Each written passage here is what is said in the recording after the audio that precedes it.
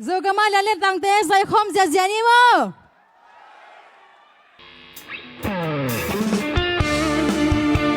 Kunden komyen.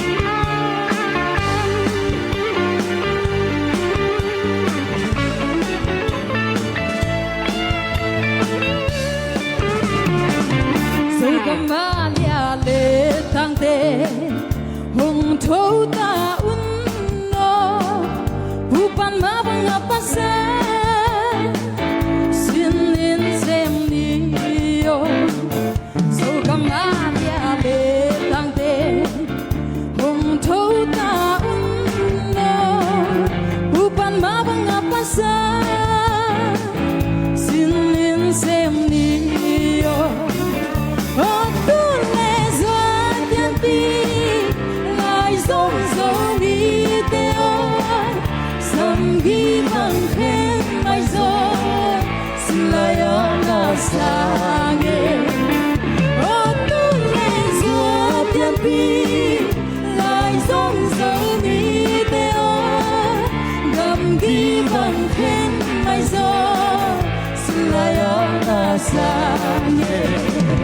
Zogama quy bằng gom đi hàn lung cha mi o xin alo in khen cây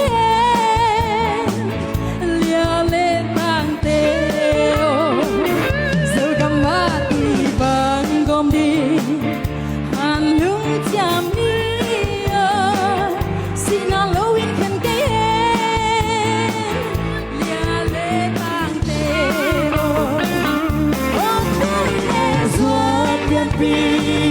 lại giống dấu đi theo nằm ghi bằng khen mai giờ xin lại ở na xa nhẹ ở tuôn về xóa thiên đi lại giống dấu đi theo nằm ghi bằng khen mai giờ xin lại ở na xa nhẹ.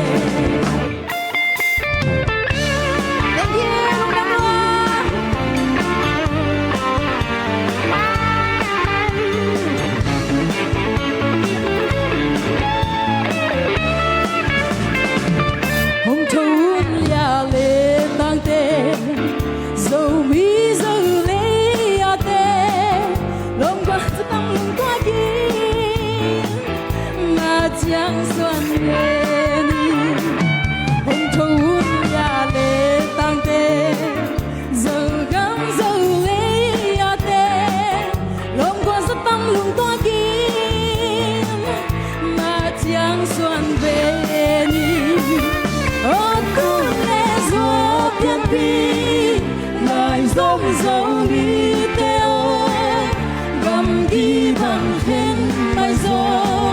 Xin lại ở na xa